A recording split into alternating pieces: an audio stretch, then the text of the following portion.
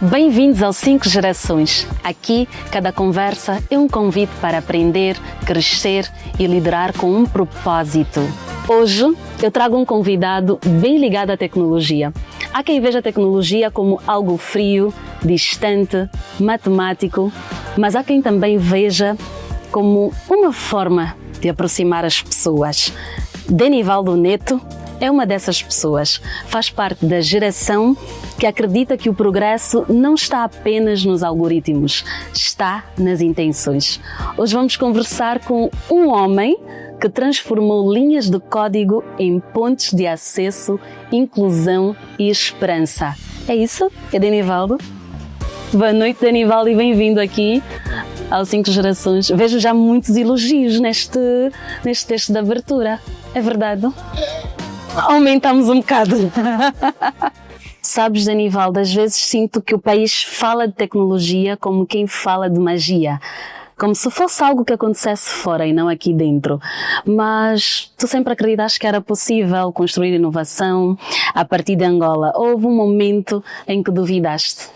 Não, na verdade nunca duvidei, porque eu sempre fui muito ligado à tecnologia. Desde criança sempre fui muito ligado à tecnologia, sempre fui muito apaixonado por computadores, por eletrônicos. Eu nunca, quando pequeno, não tinha um computador em casa, tinha um vizinho que tinha um computador em casa e acabávamos sempre por ficar muitas horas no computador a jogar juntos. E me fez sempre ter curiosidade sobre o que estava ali por detrás, sobre o que aquilo era possível e como é que aquilo impactava muitas das vezes naquilo que era na nossa infância. E depois a curiosidade faz também com que acabemos por crescer a ouvir que lá fora é que as coisas funcionam. Exatamente. Mas tu ficaste e fizeste acontecer. Por que tem que funcionar lá fora e não podem funcionar aqui? É verdade. Por que lá fora tem a capacidade de fazerem as coisas, fazerem acontecer e nós aqui não podemos fazer as coisas acontecerem no nosso país? Eu sempre acreditei e sempre defendi que a nossa pátria é essa. Do nosso país. E se nós quisermos ter as coisas, ou de alguma forma importamos, ou então nós temos que pôr a mão na massa e fazer. Mas o que é que te fez criar esse real impacto a partir daqui? Nós estávamos num período de transição, pelo menos eu e os meus colegas, que acabamos por formar o aqui, em que encontramos uma necessidade do próprio mercado, que era para transacionar, fazer distribuição de recargas eletrónicas no mercado de informal, estava a ser formalizado. A rede de agentes de telefonia móvel, eles tinham uma grande dificuldade, que era, enquanto eles estavam a operar no mercado como agentes, eles tinham que fazer um contrato por cada um dos provedores. E isso lhes sufocava ao ponto de que cada um desses contratos eles tinham que investir. Vamos dizer assim, eu estava no operador A e tinha que pôr 100 mil kwanzas, vai para o operador B, põe 100 mil kwanzas, vai para o operador C, põe 100 mil kwanzas. E isso lhes sufocava, lhes tirava a capacidade de caixa. E muitas das vezes o operador C vendia todas as recargas e ele depois tinha o dinheiro preso nos outros operadores que não estavam a vender com a mesma velocidade. Então nós, na altura, o que fizemos foi criar uma solução que permitisse que esses agentes conseguissem vender as recargas num único ponto e eles vendiam de todos os operadores. Os que tinham que investir, por exemplo, 500 mil kwanzas em diferentes operadores, punham apenas 100 mil kwanzas e depois iam crescendo, ficaram com uma operação muito mais rápida e os operadores acabaram também por beneficiar disso, porque a expansão da rede de operadores foi muito, muito maior. Tu costumas dizer que inovação é um ato de coragem institucional. Gostava de perceber quando é que percebeste que coragem e tecnologia podiam andar juntas? Porque é um desafio muito grande.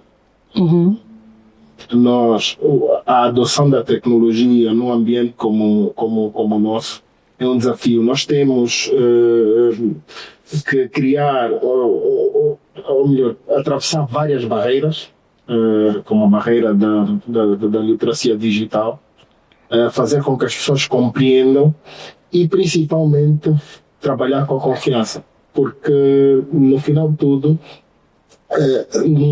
nós não conseguimos ter nenhum objetivo, ou melhor, a tecnologia não consegue cumprir o seu papel se as pessoas não confiarem no resultado.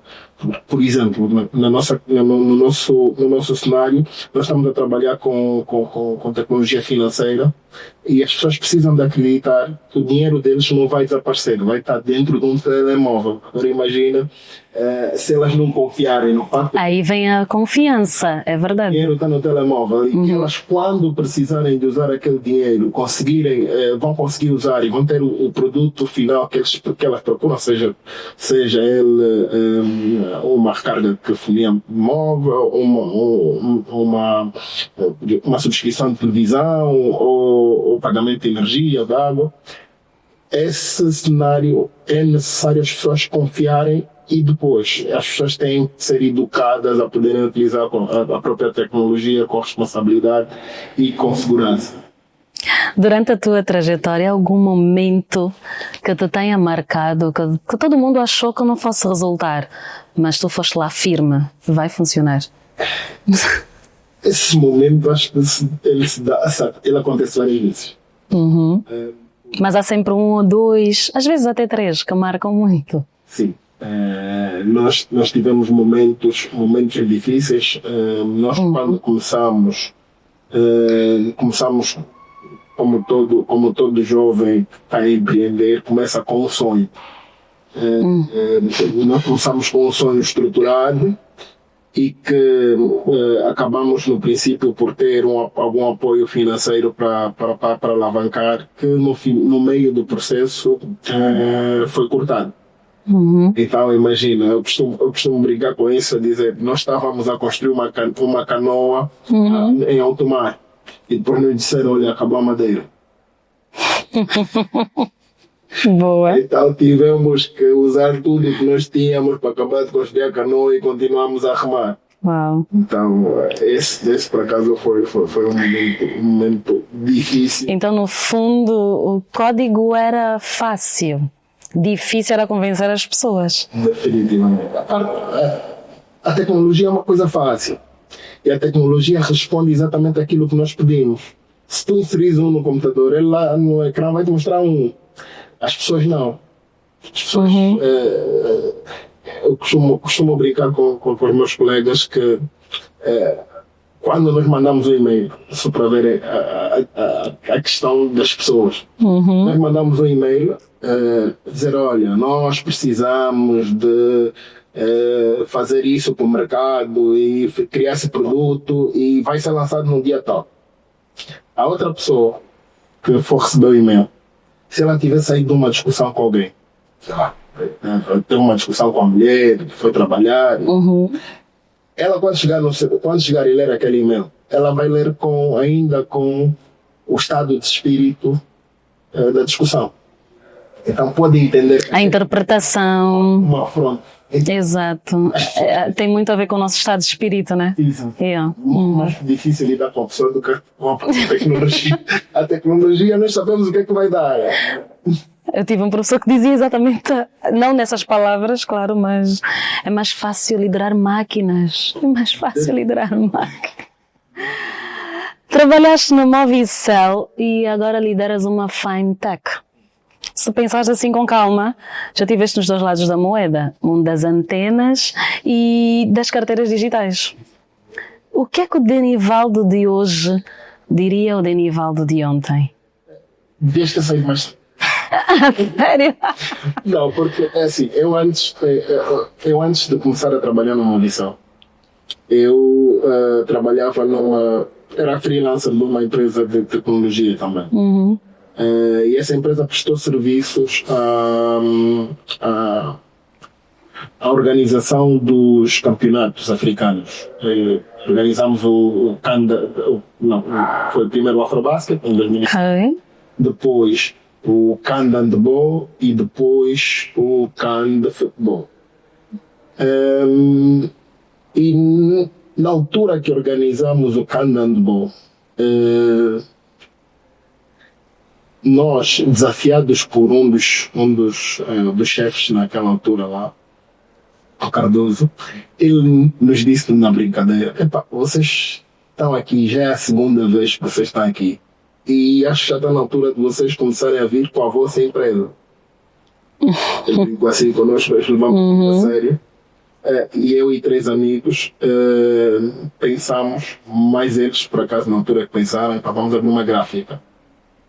Eita. E eu sentado, ainda me lembro até, nós sentados no passadiço da casa de um amigo. Eu disse: "Está fixe, podemos abrir a gráfica. E depois, como é que nós vamos gerir?"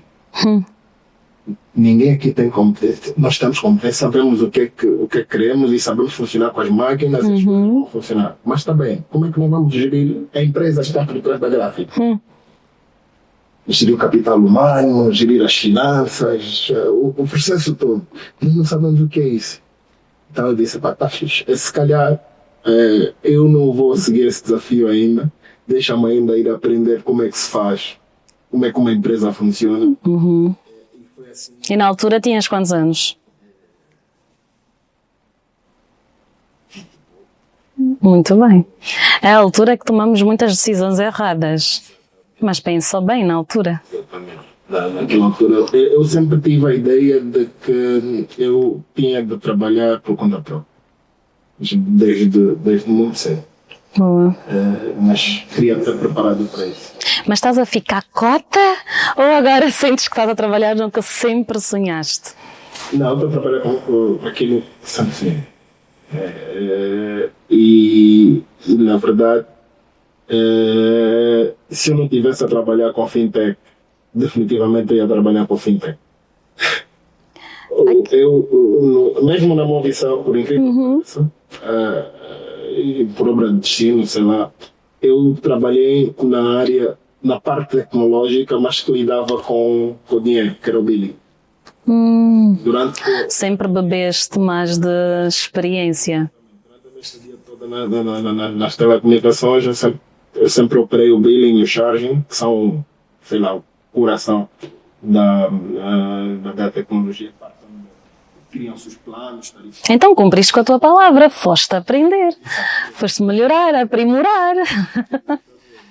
E na altura foi o certo. Há quem diga que a liderança é uma maratona, mas no teu caso parece um revezamento. Passas o bastão à próxima geração. O que é que te inspira mais hoje? Ver um projeto a dar certo ou ver alguém da tua equipa a crescer? Os dois. Os dois porquê? Definitivamente, eu só me sinto, eu acho que só posso me considerar um sucesso quando eu conseguir que alguém faça aquilo que eu fiz, ou aquilo que eu estou a passar. Porque eu tive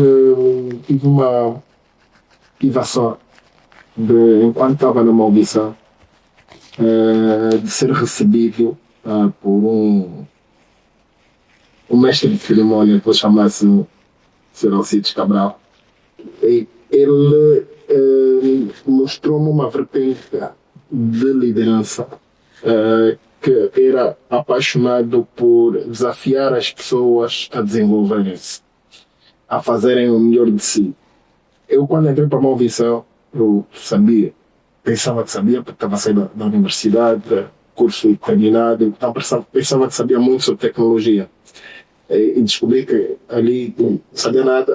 Ele disse: "Estás a ver tudo aquilo que aprendi na faculdade?" Esquece. Agora vou te ensinar de novo.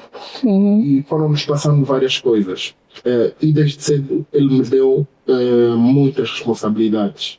Imagina uma pessoa com pouca experiência, poucos anos, darem a responsabilidade de controlar todo o sistema de recargas do país. Uau! Tipo, aquilo se operasse errado, as cargas todas do país paravam de funcionar. Meu Deus. O telefone, e se calhar muitas vezes não conseguiam fazer chamadas. E ele entregou-me aquela responsabilidade e disse assim: epá, nós temos aqui tarefas que são recorrentes e que nós precisamos de automatizar. Então, o teu trabalho aqui é: vamos automatizar para nós ficarmos mais livres para pegarmos outros trabalhos. E essa passagem que ele fez marcou-me muito, porque ele não foi um chefe a ficar agarrado às coisas, tipo, sim. Existem muitos que eu vejo que é: eu é que sei, a empresa eu é que faço, fazer e todas as pessoas que precisam têm que vir comigo. Não. Sem mim as coisas não andam. Exatamente. Eu disse: não, exato. Eu preciso que tu consigas ser autónomo e brilhar sozinho, para quando eu não estiver aqui, ter continuidade no negócio e as coisas poderem correr bem. Liderança, a verdadeira liderança. E como é que lidas quando alguém falha? Sentes que continuas com a mesma paciência ou já aprendeste a ser mais direto? Eu preciso de ser mais direto. Preciso de melhorar aqui algumas coisas nesse aspecto, mas em termos das falhas das pessoas, sou bastante compreensivo, porque nós todos erramos. Exato. Dependendo muito do tipo de falhas, eu acho que são aceitáveis e devem ser compreendidas. Outras nem tanto, porque as pessoas devem ter as ferramentas todas e não devem ter motivos para falhar. Muitas das vezes mesmo por descaso, e aí sim eu passo um bocado. Sentes que no meio de tanta digitalização ainda há espaço para o humanismo? Definitivamente. É que não temos como e se olharem para agora para a questão da inteligência artificial que nós estamos a entrar, é que nós não temos como desassociar essa questão do humanismo. Para quem já usa os chats e faz as questões, há de sentir a diferença de uma resposta humana. Exato.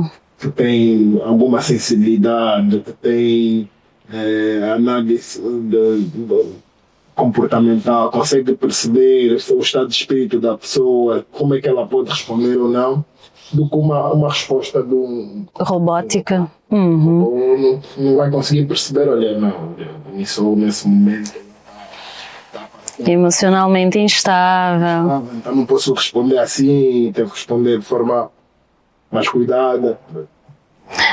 E sentes que essa digitalização está a fazer com que percamos o toque, a conversa, e volto a tocar no assunto paciência? Sim. Em alguns aspectos acho que a tecnologia tem sido, e principalmente em Angola, porque nós somos late adopters, né? Estamos a adotar a tecnologia um bocadinho mais tarde, mas ainda assim, com a baixa literacia que nós temos, faz com que o filtro do tipo de informação que nós vamos absorver não seja muito bem apurado. Nós temos, e isso é uma preocupação que eu tenho a nível pessoal, e eu falo muito isso em casa. Nós temos cada vez mais acesso à internet, a telefones, muito mais cedo. Quando era miúdo, acho que eu tive um telefone aos 17, 18 anos. Bem. Uau, bem tarde. Nenhum de botãozinho antes. 17, 18 anos. Conforme diz-se, analógico, né? Nada. Para já o de botão, o analógico aqui em Angola, quando começou a ter o telemóvel, eu tinha 14 anos. Sim. Eu acho que foi mais ou menos nessa altura que a minha mãe deu-me um telefone. Bem feliz. Então... Era um azul bem feliz. As pessoas hoje estão cada vez a ter ter telefones mais cheios, ter acesso à internet mais cheio, as crianças a ser expostas aos conteúdos da internet muito mais cedo. E elas não estão preparadas para conseguirem filtrar a informação que recebem. Então nós estamos a ter, e vemos isso como resultado, né? A sociedade a se desviar um bocadinho porque as pessoas começam a ter acesso a essas coisas muito mais cedo e fica difícil depois lidar com esses problemas. Temos situações de miúdos nas escolas que estão a ter comportamentos desviantes muito cedo. Muito cedo. Conversas que ia terem temas de discussão que não deviam ter naquele seio. Exatamente. Acho que se calhar devia-se promover mais programas de monitoramento, não sei se está correto, dos pais poderem monitorar os telefones dos filhos.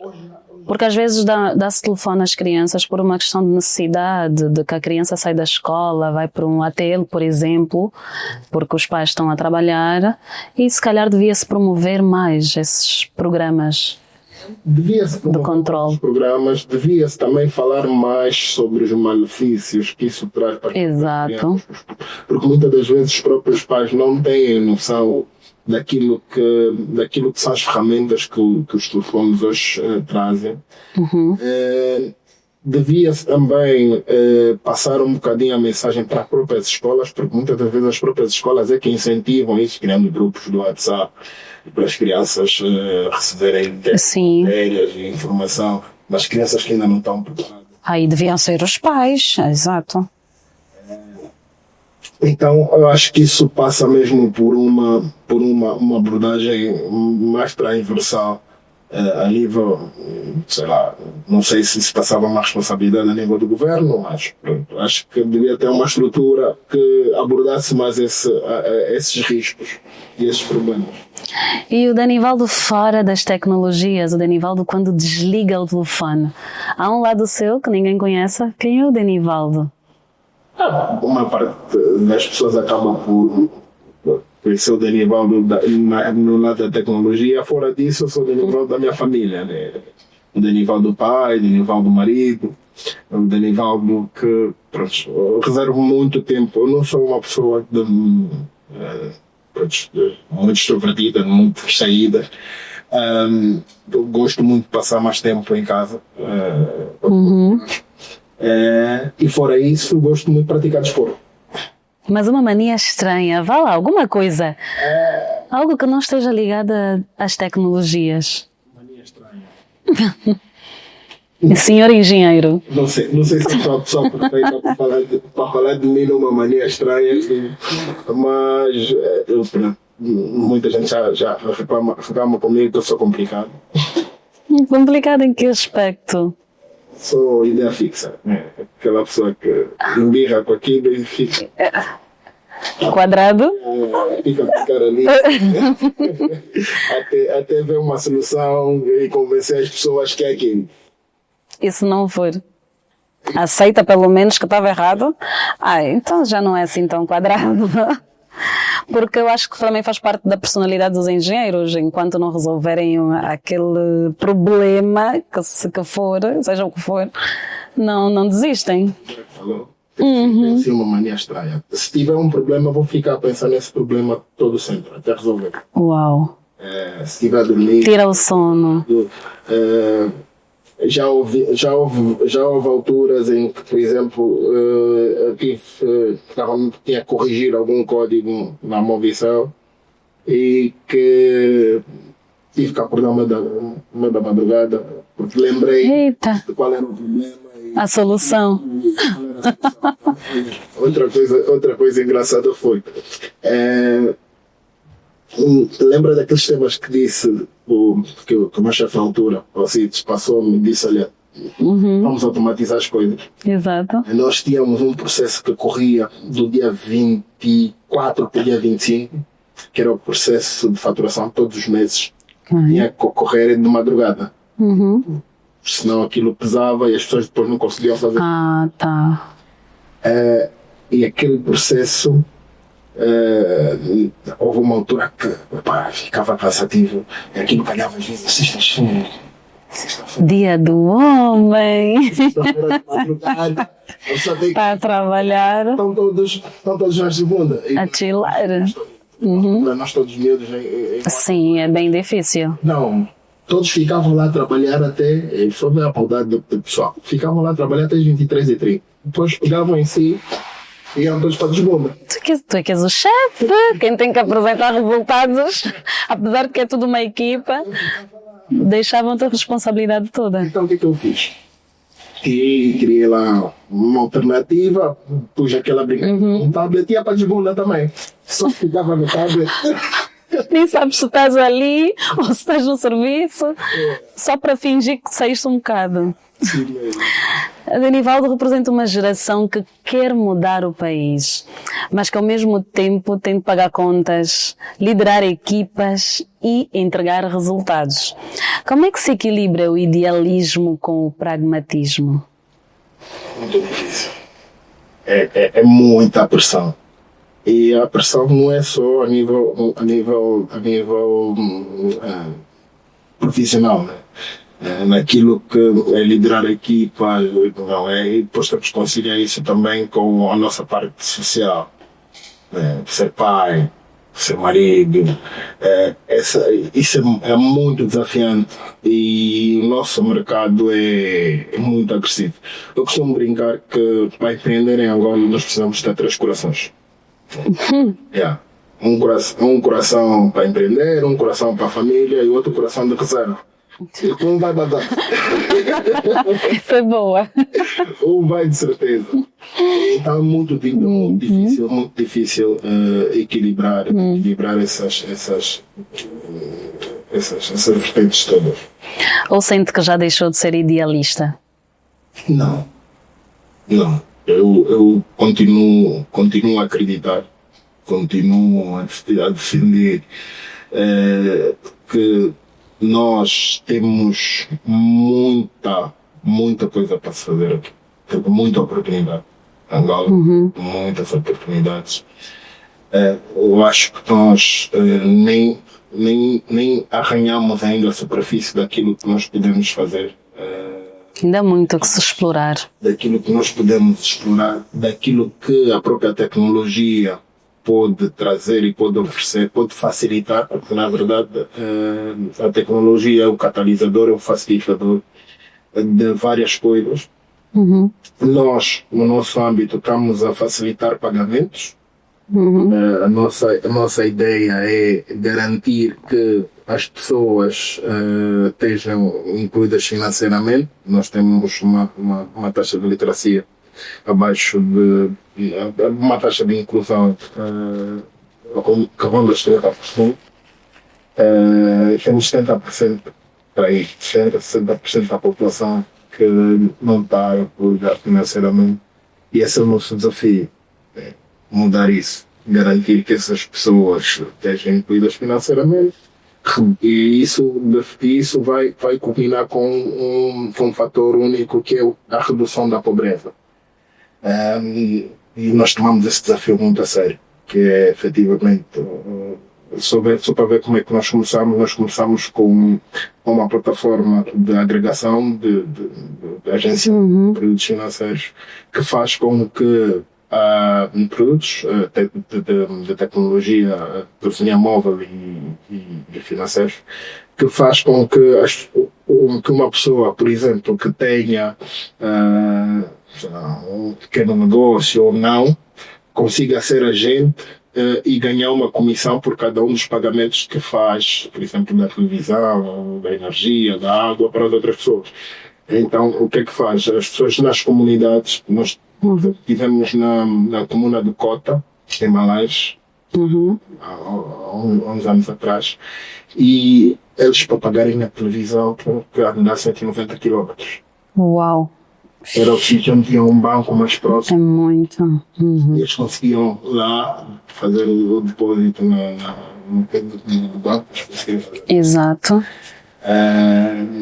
E quando saímos de lá já tínhamos agentes naquela zona e as pessoas deixaram de ter que apanhar motas para andar 90 km para ir pagar a televisão. Então, esse passa um bocadinho. Se lhe dessem a oportunidade de desenhar o ecossistema ideal de inovação para Angola, sem restrições de recursos, o que é que criarias primeiro? Complicado. Educação é base. Eu acho que se me permitissem, eu primeiro criava centros de educação para garantir que as pessoas, porque dos maiores problemas que a tecnologia traz são as fraudes. E as fraudes só acontecem muito por. Aliás, nós aqui em Angola, dos maiores problemas de ataques que tivemos da tecnologia foi porque engenharia social. Uhum. Porque as pessoas não. Tiveram muitas das vezes situações de pessoas que têm os códigos do banco e as ferramentas, não vou chamar aquilo. Exato. São roubadas, não porque as pessoas entraram para a plataforma e conseguiram tirar, não, mas porque fizeram engenharia social na pessoa, mandaram-lhe para um site e ela pôs os dados lá e o site captou aquilo, aquela informação, e a outra pessoa teve acesso. E isso só acontece porque as pessoas não estão informadas. Exato. Eu acho que a base que eu iria começar era neste sentido. E o que é que acha que falta? Mais tecnologia, mais confiança ou mais talento? Eu acho que falta definitivamente mais educação. Depois de mais educação vai haver mais tecnologia. Depois de mais tecnologia vai-se ter mais talento. Porque os talentos criam-se de acordo com aquilo que são as oportunidades. E a tecnologia vai trazer as oportunidades. A própria educação vai trazer as oportunidades. Então, eu acho que a sequência seria. Sim, porque às vezes também parece que falta tudo. Mas no final, o que falta é acreditarmos uns aos outros. E se o futuro tivesse um idioma, qual seria o seu? Não falo do futuro, né? Mas o idioma que eu gostaria de dominar é efetivamente os nossos idiomas, línguas nacionais. Eu acho que nós estamos a perder.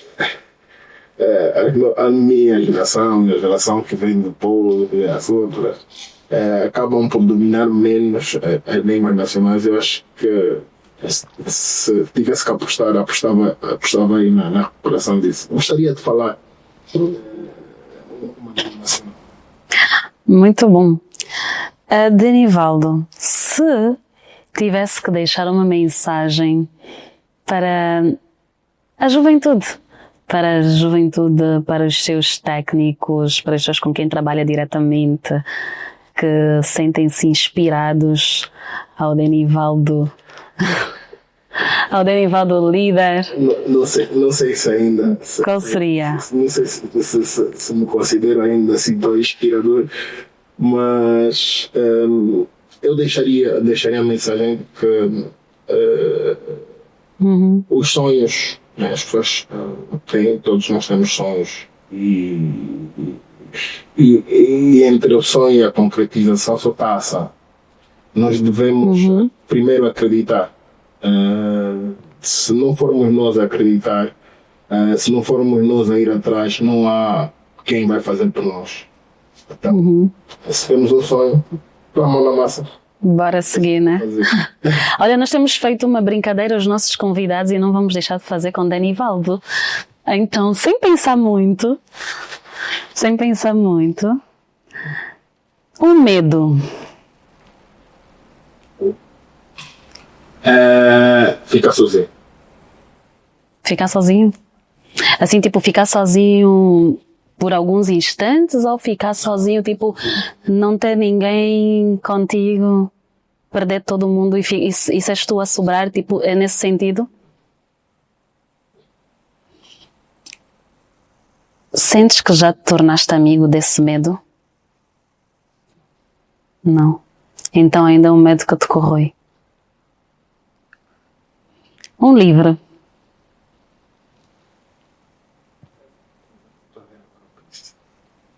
Não percebi? O Príncipe? Uma música.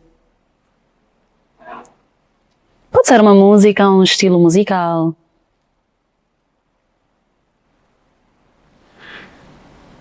Durante muito tempo só via rap. Depois fiquei assim mais abrangente. Mas no rap aprende-se muita coisa.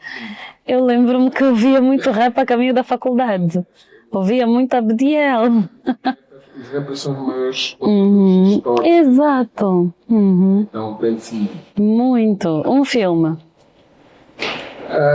Não vou falar de filme, mas vou falar de uma série que me impactou muito, que é O Mecanismo. Boa. Aborda um bocadinho os meandros da corrupção no Brasil, que eu achei super interessante. Agora também já não há muito tempo de ver filme, não é? Um momento em que sentiste do tipo, estou exatamente onde eu gostaria de estar.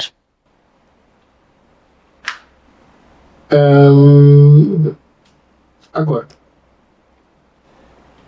eu todos os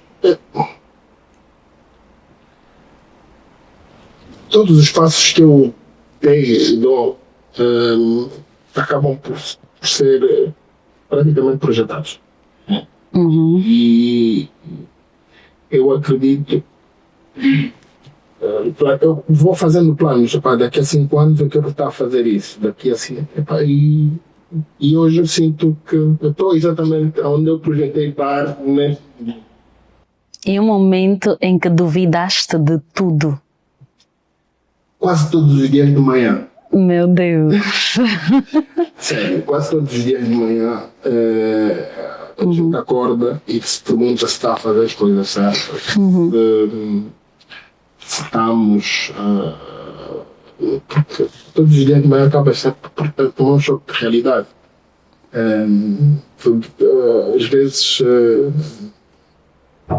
a vida é cheia de desafios, cheia de... Sim. Faz com que nós às vezes precisamos de sentar e não, vamos, isso vai passar, já passou de outra vez e vamos continuar. Mas quase todos os dias de manhã eu sinto isso. Sinto o peso da responsabilidade de ser empreendedor, sinto o peso da responsabilidade de liderar a equipa. E liderar a equipa não é só a equipa. Sim, são pessoas. Mas também tem pessoas. Estás a gerir famílias. E às vezes situações que ocorrem que às vezes perguntas, e se o negócio não continuar, como é que essas pessoas vão ficar? Essas famílias dessas pessoas, como é que vão ficar? E depois tem a parte também da família, tipo, será que eu estou a fazer tudo o que tenho que estar a fazer para os meus?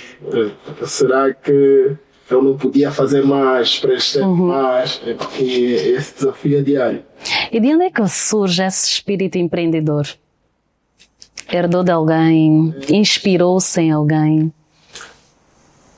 Não sei se herdei de alguém, porque não me lembro de alguém próximo a mim que tinha essa veia, mas eu acho que foi uma combinação dos meus pais.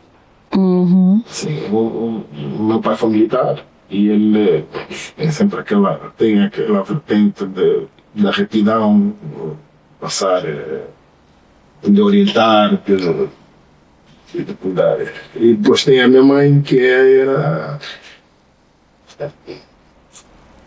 era movida a desafios. Sempre foi uma muito dinâmica. Engraçado, em minha casa era o contrário. O meu pai era militar, mas a minha mãe parecia ser. Ela é economista e sempre foi movida a desafios.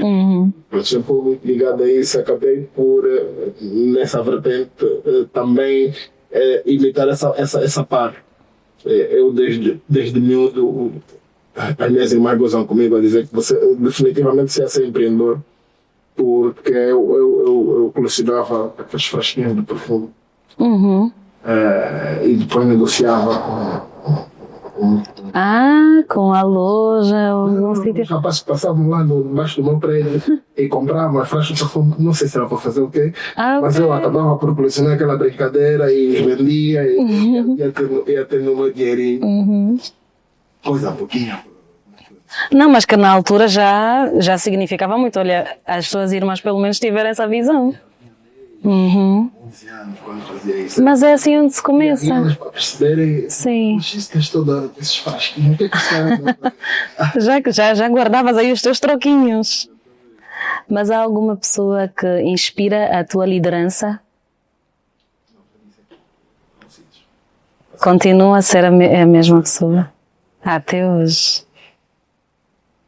O que é que sentes que aprendeste com o Sr. Alcides que carregas até hoje?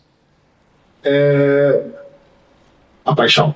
Liderar por paixão. E fazer com que o mais importante de tudo são as pessoas.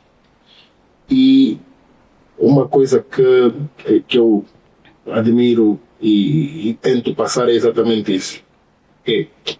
Se eu não tiver que a fazer isso, tem que ter alguém que tem a mesma capacidade que eu para fazer isso continuar. Eu não preciso ser o one showman, a pessoa que brilha, não tem essa necessidade. Porque o mais importante é a continuidade do negócio. São as coisas que nós estamos a criar e o impacto das coisas que estamos a criar nas pessoas. Eu acho que é uma coisa que não ficou aqui bem explícita, por acaso. Eu ainda bem que falou sobre isso, e desculpa cortar. Disse que levou agentes até uma comuna de Malange, certo? Mas não especificou o que é, porque isso gera emprego. As pessoas podem querer saber, mas o que é que o Denivaldo faz? Estamos a falar muito nós levamos até lá, até levar. Então é bom que deixes bem claro. Pronto. Nós criamos uma ferramenta que é o Aqui. O Aqui, que é uma plataforma móvel de pagamento, sim, que faz também com que as pessoas podem ser agentes de pagamento, agentes de recargas. Imagina uma pessoa que queira se tornar agente do Aqui, ela entra em contato conosco, baixa a aplicação nas lojas convencionais. E é importante também dizer que nós levamos a tecnologia não só no mundo, nos telefones digitais, mas também abrangemos os telefones analógicos. Quem usa o Aqui pode usar tanto nos smartphones, baixando nas lojas convencionais como a Google Play e a App Store, mas também pode ir no telefone de botão e pôr asterisco 424 cardinal, que vai ter a mesma... muito bom. Que eu estava exatamente a pensar quem está na comuna e não tiver acesso às redes sociais. Exato. E deixa bem explícito que o Aqui é AKI, certo? Porque as pessoas podem pensar que é aqui, Kwanzaa e a inclusão. Bonito. É tudo sobre o Aqui? Sim. Em relação à sua liderança, Denivaldo, sentes que és um líder de rotinas ou um líder de intuição? Eu sou um líder de intuição. Eu sou mais de intuição. Eu gosto de perceber a rotina, os desafios, aquilo que está a acontecer, o ambiente, para depois então conseguirmos fazer alguma coisa. Eu tive um chefe na Movisão, engenheiro Rui Nobre, que ele me chamava Brinca na Areia. Por quê? Brinca na areia? Brinca na areia, porque eu sempre fui movido a desafios. E então houve uma altura na Movisão que nós tivemos um problema com o fornecedor, e o fornecedor cortou o suporte operacional daquilo que era as plataformas.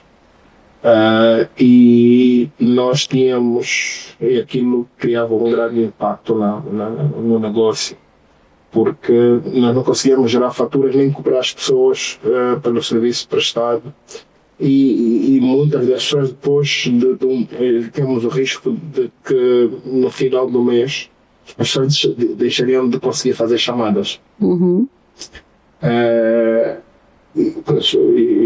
Na altura o diretor saiu de uma reunião com a direção-geral a dizer, pá, Dorival, a situação é essa. O diretor-geral disse que nós precisávamos fazer. E eu olhei para o diretor e disse assim, chefe, então, se é para fazer alguma coisa, podemos fazer com cuidado. Eu disse, chefe, com cuidado ou não, nós vamos ter problema. Então nós precisamos de fazer alguma coisa. Então me desafio a arranjar uma solução e acabei por arranjar uma solução. Como eles brincam até hoje, que eu tive que aprender mandarim em uma semana. Aí ficou o brinca na areia. Algo que mesmo com toda a sua experiência ainda lhe tira o sono? Sim. O risco de continuidade do negócio. Porque são variáveis que nós não controlamos. Nós, infelizmente, no mercado angolano temos várias situações de várias ordens que são complexas de resolução e nós, enquanto empreendedores, não temos controle nenhum sobre elas. E isso sim me tira-me o sono, por tudo aquilo que eu disse. Né? Para nós, no final do dia, somos todas pessoas, somos todas famílias, estamos por trás disso. E não são só as pessoas que estão nas cinturinhas, não aqui a trabalhar. São, inclusive, esses 8.000 agentes que nós já temos, nós temos uma rede de agentes 8.000. Uau. E esses 8.000 agentes utilizam a ferramenta para também se autossustentarem. Né? Fazem aquilo como uma ferramenta de autoemprego, têm o seu próprio micronegócio e utilizam os rendimentos que ganham daí para sustentar as suas próprias famílias. Então, essa responsabilidade, essa responsabilidade que acaba por cair um bocadinho por cima de mim, me tira o sono. Porque o negócio é meio novo, existem muitas estruturas que não percebem o que nós estamos a fazer. E nós, infelizmente, aqui em Angola temos um problema de procedimentos que as entidades têm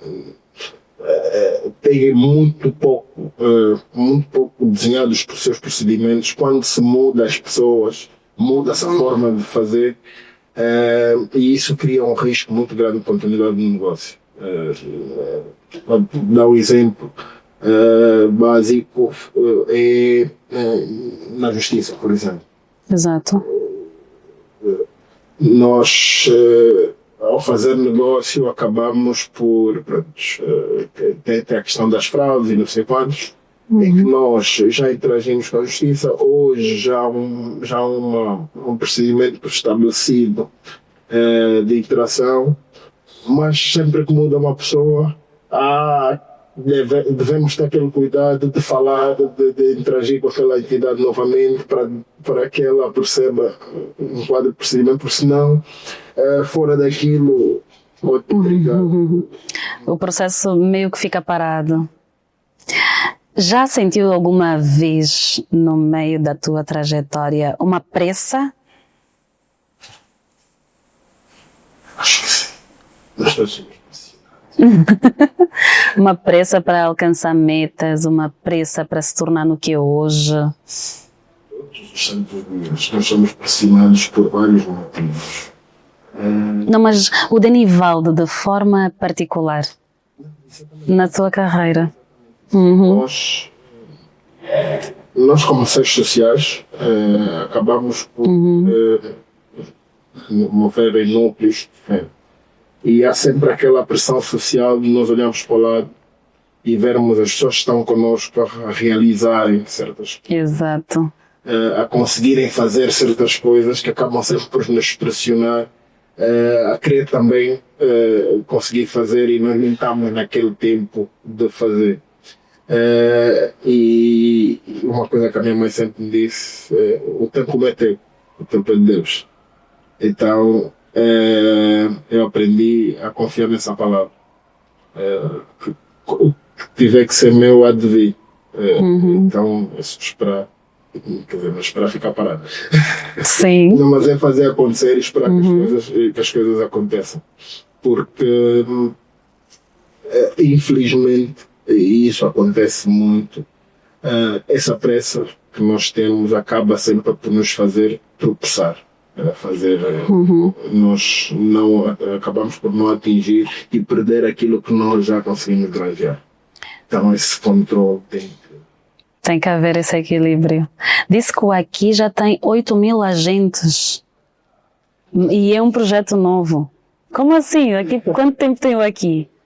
O Aqui nós começamos a desenvolver o Aqui desenhamos em 2017. Tivemos a primeira versão de teste em 2019 e começamos a trabalhá-lo em 2020. Em 2020 nós participamos no LISPA, que é uma incubadora do Banco Nacional de Angola, em que saímos como uma startup mais promissora daquele ano. Depois daí começamos a integrar com os provedores. Integramos com os maiores operadores de telecomunicações. Depois fomos com os operadores de televisão. Depois fomos com operadores de seguros.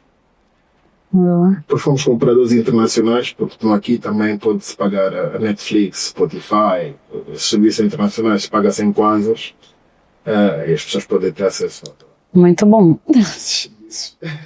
Sim, porque as pessoas estão sempre a partilhar as senhas e sim. Aqui comprar a sua própria senha e fica já aqui registado. Só para saldo e carregarem acesso a Netflix. E depois os últimos a integrarem agora foram as utilities, que foi a água e a energia. Que é uma facilidade muito grande que eu uso muito. O facto de não ter que sair de casa para pagar a energia.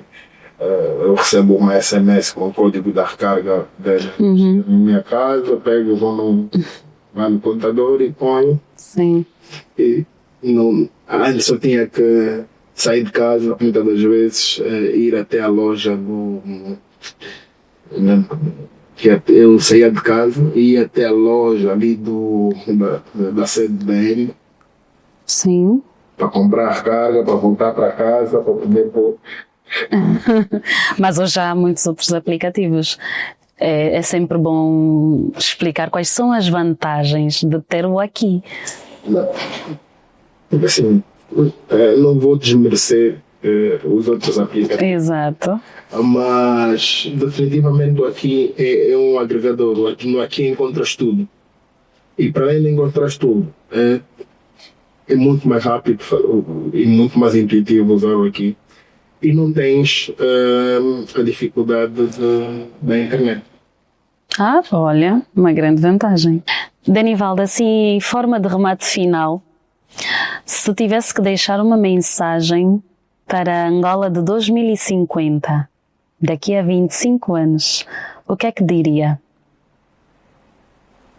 Definitivamente, nós como angolanos, e bons angolanos somos, nós em 2050 vamos continuar reclamando. De alguma coisa.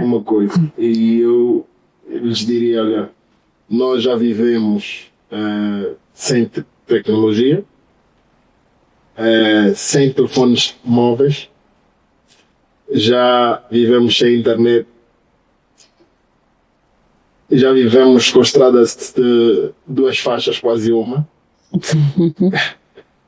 e conseguimos superar. Então tudo que vocês vão estar a viver em 2050, de todos os desafios, definitivamente vamos conseguir superar qualquer um deles. Sobreviventes, então. Obrigada. Somos sobreviventes. Sobrevivemos uma guerra, sobrevivemos uma pandemia, Verdade. Bem dito. Obrigada, Denivaldo, mais uma vez por ter aceito o nosso convite. Denivaldo é daqueles líderes que não fala muito, mas fala fundo. Numa época em que muitos querem brilhar, ele prefere construir. O seu trabalho é a prova de que não precisamos sair do país para inovar. Precisamos apenas acreditar que é possível começar aqui. Porque o futuro de Angola não será importado, será programado por quem decide ficar e fazer diferente. Este foi mais um 5 Gerações com Denivaldo Neto. Eu espero por vocês. Até a próxima conversa, até a próxima geração, até a próxima semente do futuro.